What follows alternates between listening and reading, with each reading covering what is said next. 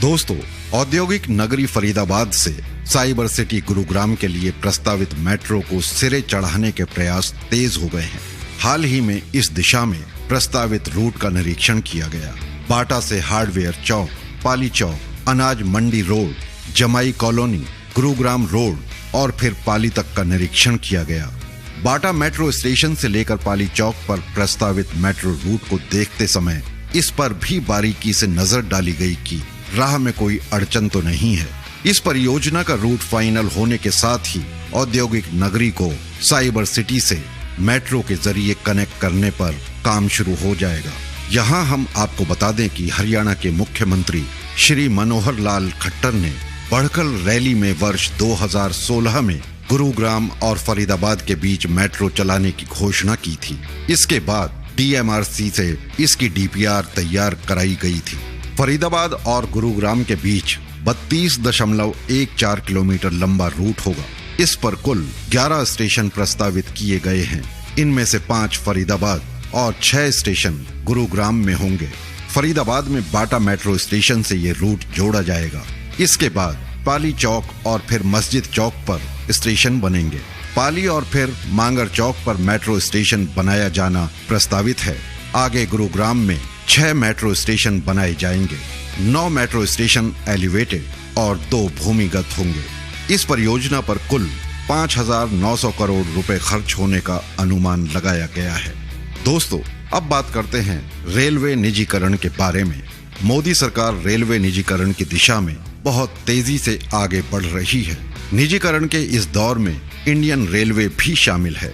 Indian railway ने 23 जुलाई को private train चलाने को लेकर रिक्वेस्ट फॉर प्रपोजल का आमंत्रण दिया। रेलवे को 3 क्लस्टर्स मुंबई 2, दिल्ली 1 और दिल्ली 2 के लिए 7,200 करोड़ रुपए की बोली मिली है। एक रिपोर्ट के मुताबिक Indian railway catering and tourism corporation यानी IRCTC और mega engineering and infrastructure limited ने प्राइवेट ट्रेन्स चलाने को लेकर रिक्वेस्ट फॉर प्रपोजल जमा किया था। इन 3 क्लस्टर्स के लिए इंडियन रेलवे 30 जोड़ी प्राइवेट ट्रेन्स चलाने की अनुमति देगा। सूत्रों के मुताबिक इसके लिए 7,200 करोड़ रुपए का निवेश किया जाएगा। प्राइवेट ट्रेन्स के लिए रेलवे ने 12 क्लस्टर्स तैयार किए हैं, जिन पर 151 प्राइवेट ट्रेन्स चलाई जाएंगी। देश की पहली प्राइवेट ट्रेन तेजस एक्सप्रेस है, जिसकी शुरुआत 2019 में की गई थी। पहली प्राइवेट ट्रेन नई दिल्ली और लखनऊ के बीच सेवा देती है और इसका संचालन रेलवे की सब्सिडियरी IRCTC की तरफ से किया जा रहा है। सरकार ने प्राइवेट ट्रेन्स ऑपरेशन प्रोजेक्ट का लक्ष्य 30,000 करोड़ रुपए का रखा है। सरकार की कोशिश है कि पब्लिक प्राइवेट पार्टनरशिप मॉडल यानी PPP मॉडल के तहत इंडियन रेलवे को मॉडर्न और बेहतर किया जाएगा। प्राइवेट प्लेयर्स का चयन 2 चरणों में होगा। एक चरण RFQ यानी रिक्वेस्ट फॉर क्वालिफिकेशन का होगा, जबकि दूसरा चरण RFP यानी रिक्वेस्ट फॉर प्रपोजल का होगा। इन्हीं 2 चरणों की मदद से प्राइवेट ट्रेन प्रोजेक्ट का लक्ष्य पूरा किया जाएगा।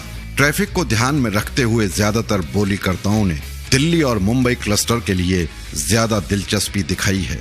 इंडियन रेलवे की प्राइवेट ट्रेन योजना के मुताबिक 2023 में इसकी शुरुआत हो जाएगी।